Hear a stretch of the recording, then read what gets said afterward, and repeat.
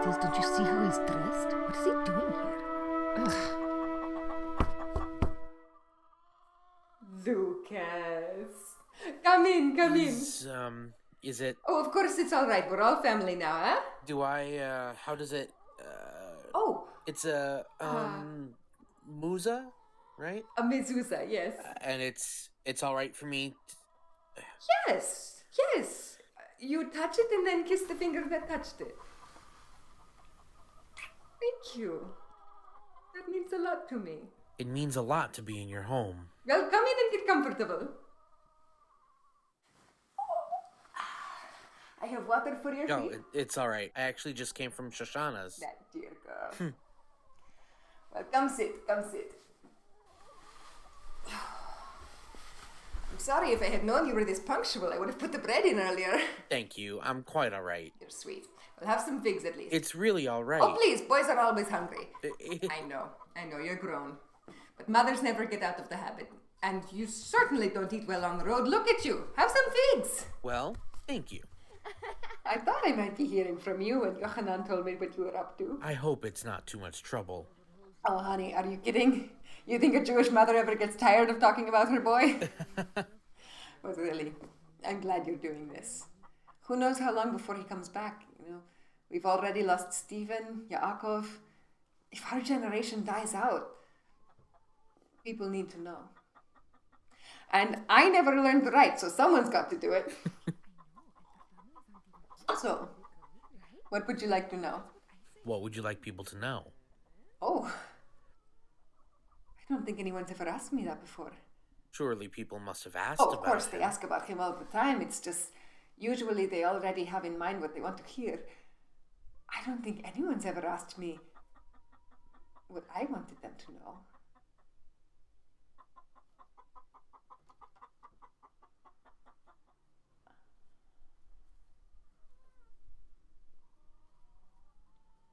Everything. I want them to know everything about him. Anything you want to tell. Maybe start at the beginning?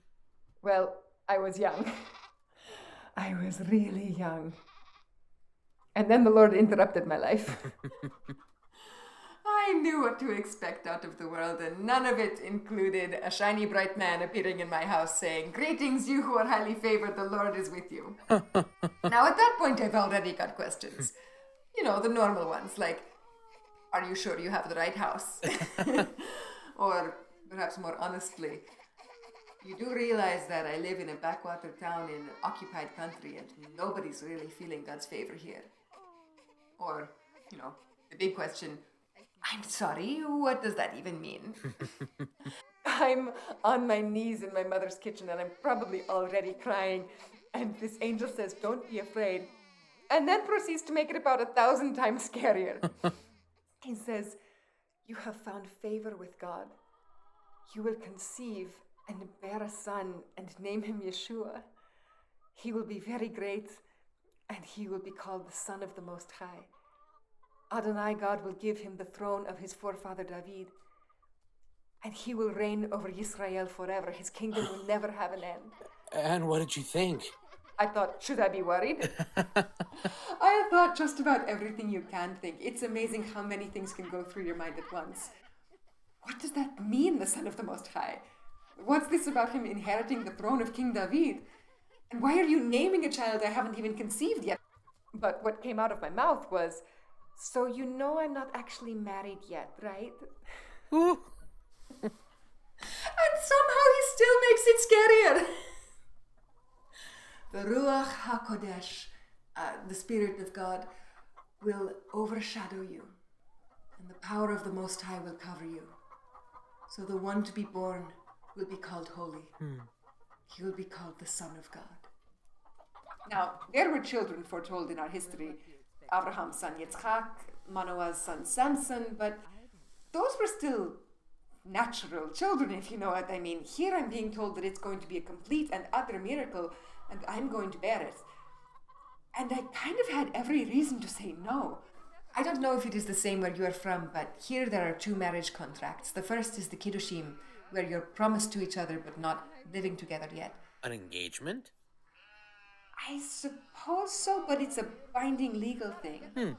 The Nisuim, the second contract, is where you're actually married, but even though you're not together yet in the Kiddushim contract, it's still legally binding. It takes divorce papers to dissolve it.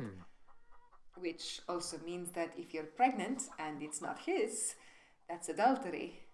And for that, the entire village is supposed to stone you. And even if that's not enforced, and it isn't always, it's going to bring terrible shame on everyone I love. Not just my family, but on yourself. And it will forever change what people think of me. You know how it is. Well, maybe you don't know how it is. You're a man. What must that be like? Well, if you don't know how it is, you're blessed, my brother. Anyway, for a woman here, we don't have a lot of worth. I knew I was not going to have a job. I was not going to have a political position. I was not going to be remembered for some great achievement. A woman's good name and integrity is all she has. Add to that, it's not exactly safe to raise a boy to be king in a country that's occupied by a foreign power. And this may not seem so important in comparison, but this also means that I'm forever giving up my right to a normal life. I mean, it wasn't a great life, but it was mine. And now with the Lord interrupting, that normalcy and what little control I had would be forever lost to me. I mean, just normal, expected things like you want your baby to be your husband's baby too, and I don't get to have that. But the most terrifying part is the idea of God coming that close.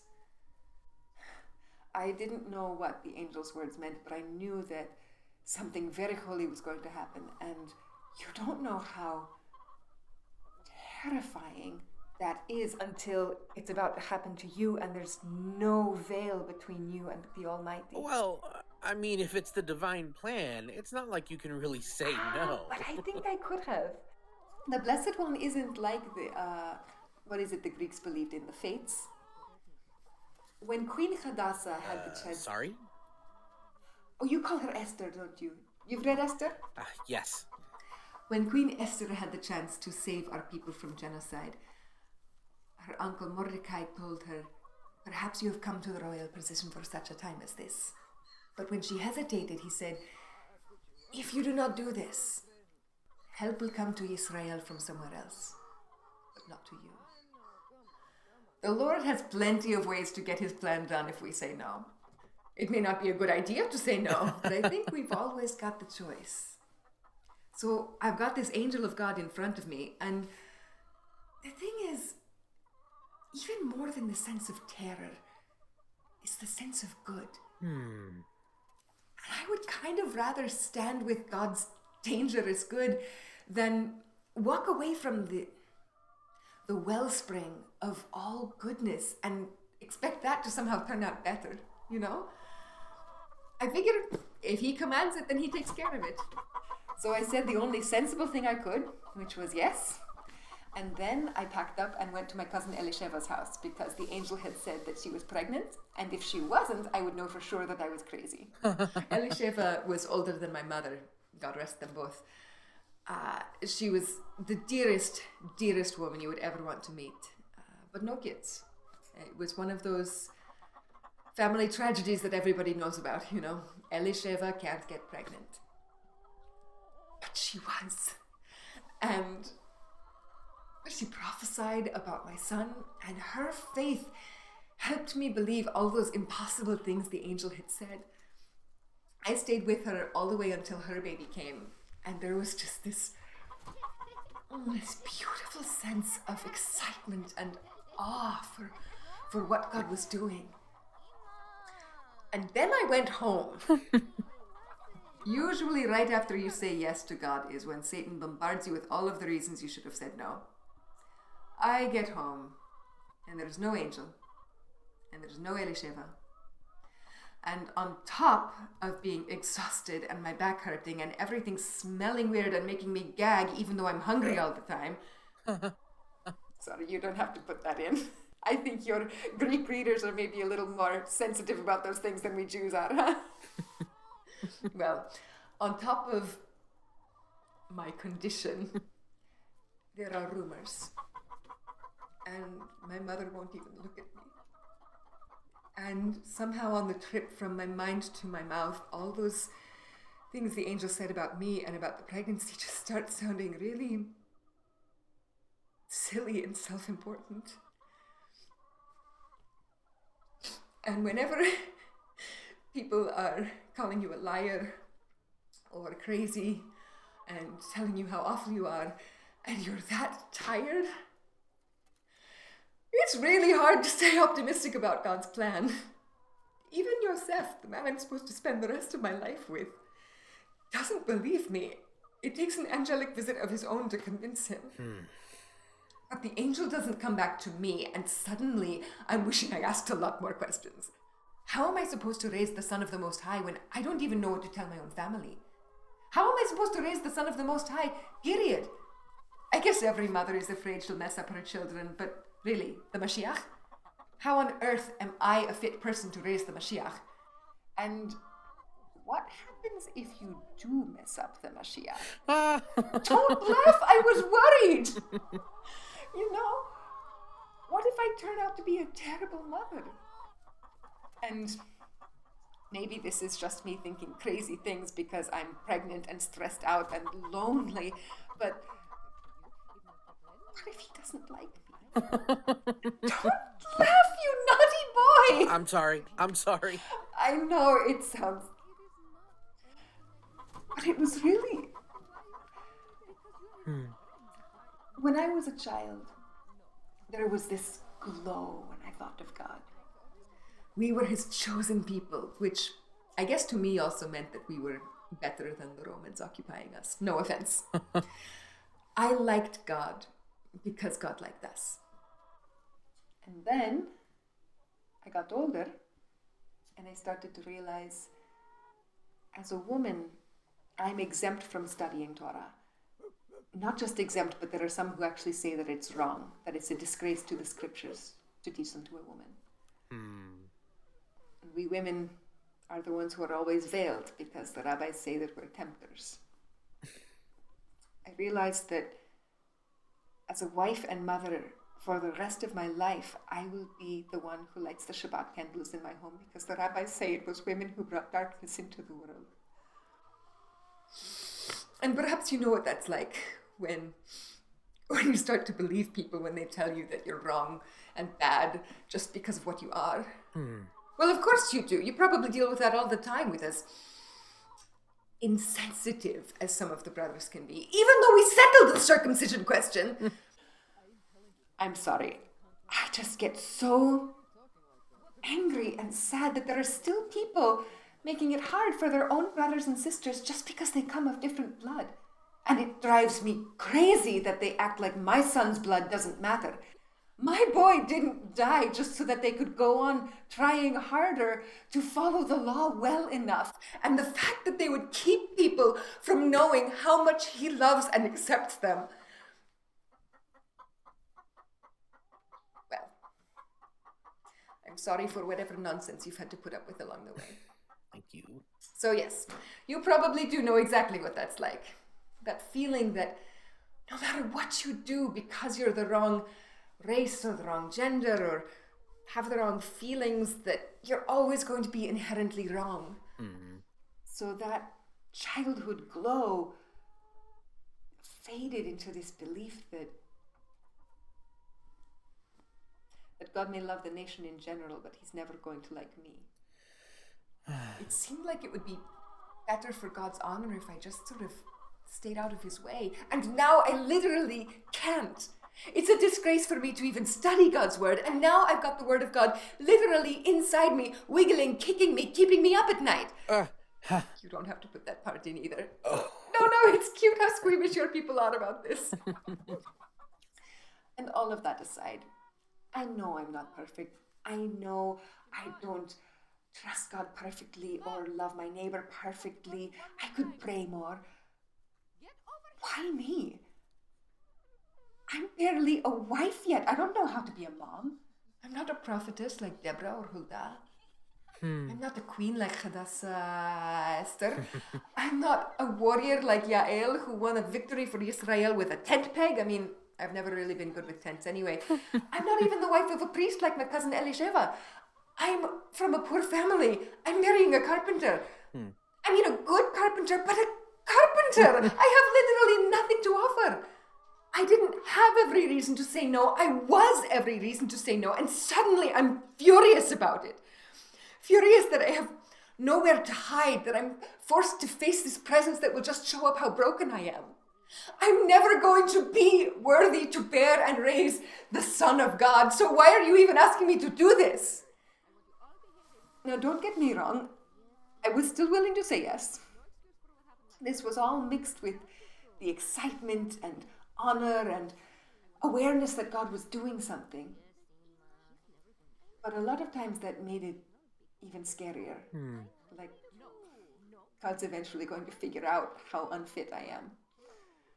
So it was a willingness that kept its head down. I'll do the job, but a little guiltily, you know. Because I do love him and I want to serve him, and all I have to offer is me. Sometimes I found myself even avoiding praying because why would God want to help me? So, just when I couldn't get any more stressed out, we have to go to Bethlehem. Because politics. You know what's really fun when you're 9 months pregnant? Traveling from the northern province around Samaria to the southern province. We arrived and I told Yosef, we are never leaving. My mother doesn't want anything to do with me anyway, and I am never getting on a donkey again, so you can start looking for a house now. We found a barn.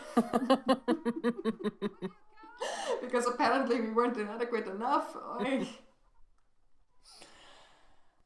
then he's there.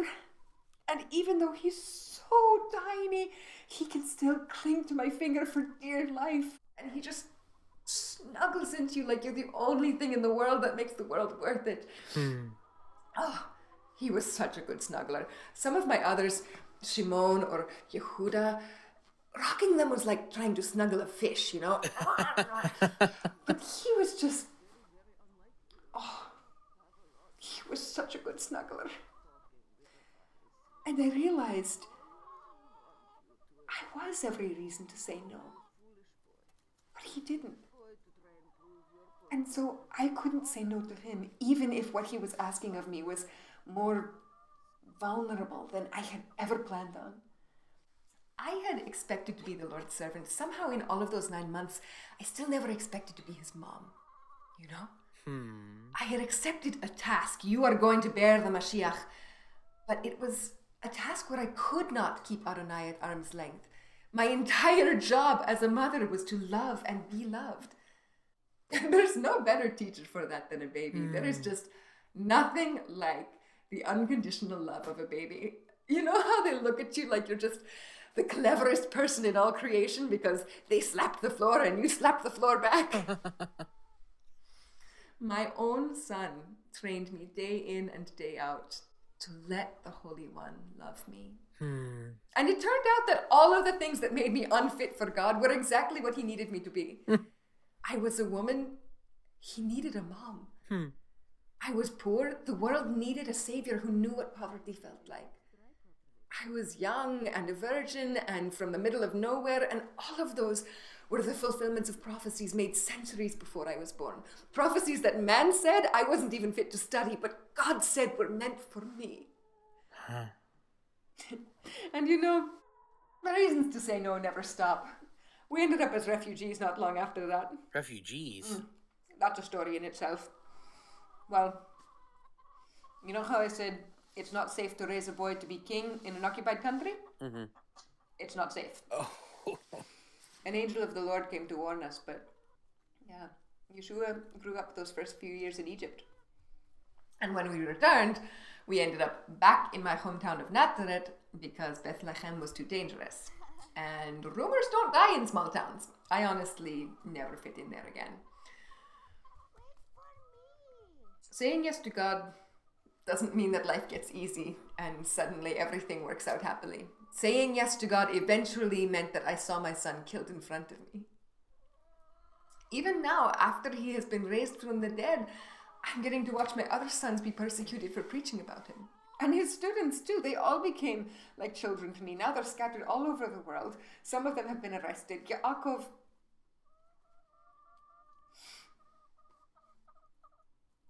lost his life. So, saying yes gets easier with practice. But it's always a choice. But I realized if I said no to God, I would still be suffering, just without purpose. I would still have gone through the pain of childbirth, just with different children. I would still be in danger from an occupying power that tortures people just to make a point. No, I probably shouldn't say that too loudly, right? Don't worry. Nobody in this neighborhood reports that kind of thing. Life would still be hard. It just wouldn't mean anything. Of course, I actually did say no at least once. When Yeshua was grown and preaching, his brothers became convinced that he was insane and should be brought home. And they convinced me. Oh? Because you know what's easier than believing that you're vital to God's plan and he wants to love you so fiercely that he would take on flesh and blood? Believing that that's an arrogant, presumptuous, blasphemous thought and that your delusions of grandeur just got passed down to your son. I came around eventually, partly because there were so many people who knew that he was more sane than anyone they had ever met that they were blocking the door and we couldn't get to him to bring him home. But also just because his love is just relentless. I watched a lifetime of my son refusing to say no to all of the people that everyone thought God should say no to. Samaritans, tax collectors, prostitutes, even the Pharisees who opposed him, and the Romans occupying our land.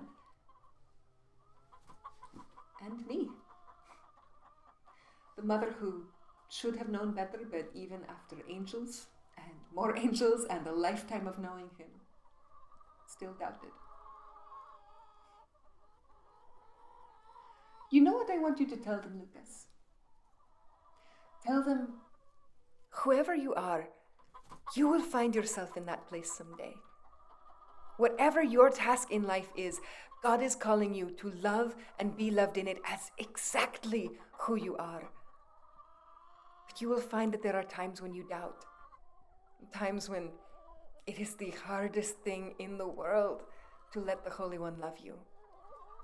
Times when it seems like it would be better to just keep your head down and keep him at arm's length.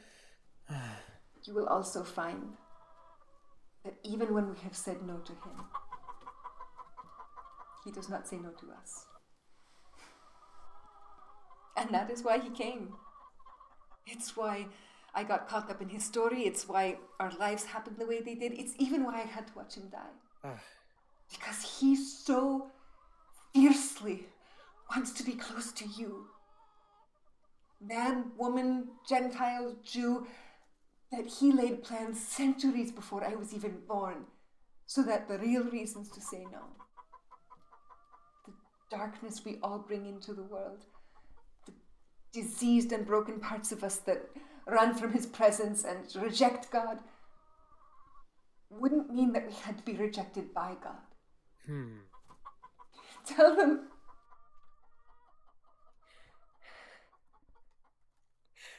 them, Satan will tell you your every reason to say no. That you're the wrong gender or the wrong age or the wrong person, the wrong heart. Or that you're not fit for God's service.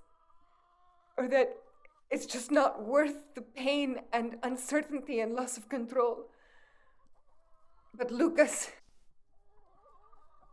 tell them, I hope you say yes. Tell them, when God interrupts your life, I hope you say yes. Because he has already said yes to you.